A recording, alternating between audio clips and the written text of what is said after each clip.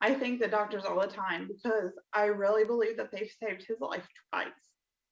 Imagine being new parents. You bring your baby boy home from the hospital, and the first 6 weeks are filled with love and the typical sleepless nights. But then something goes very wrong. He was just kind of making kind of a jerking motion and kind of, you know, drooling a lot. Matthew and Emily Loesch rushed their baby boy, Eric, to the ER. Something was significantly wrong, and they said, hey, we need to fly him out of here.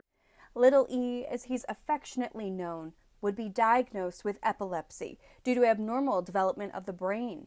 Eric would end up needing 2 brain surgeries starting when he was just 3 months old to control his seizures. When he went into surgery on February 2nd, he was having over 120 seizures a week. His most recent surgery would permanently change him. Probably the easiest comparison is somebody who's had a major stroke.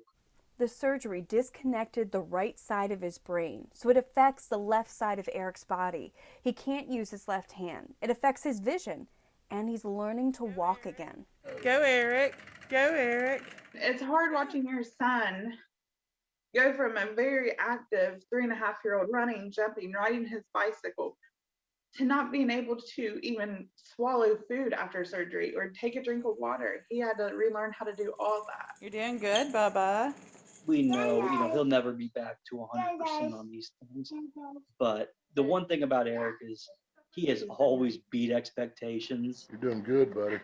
But the family felt they had no other choice because the seizures could kill him. I was worried that he would go into a seizure during the night and that we wouldn't know and him not wake up in the morning.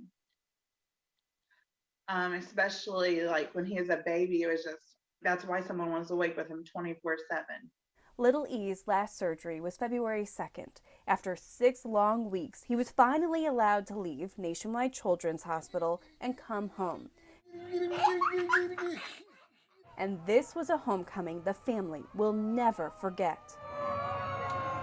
Fire trucks escorted him into West Portsmouth. This little fighter was made to feel like a celebrity. The whole town, just hundreds and hundreds of people, lined the streets, signs in yards and churches and businesses, all the local students, including Eric's preschool class and his best friends. Just seeing all the kids like lined up, just cheering for him. Just nice knowing so many people love him. It's clear what that meant to Emily. And Eric's smile says it all. Can you believe it? All these people out there to see you. Can you say thank you?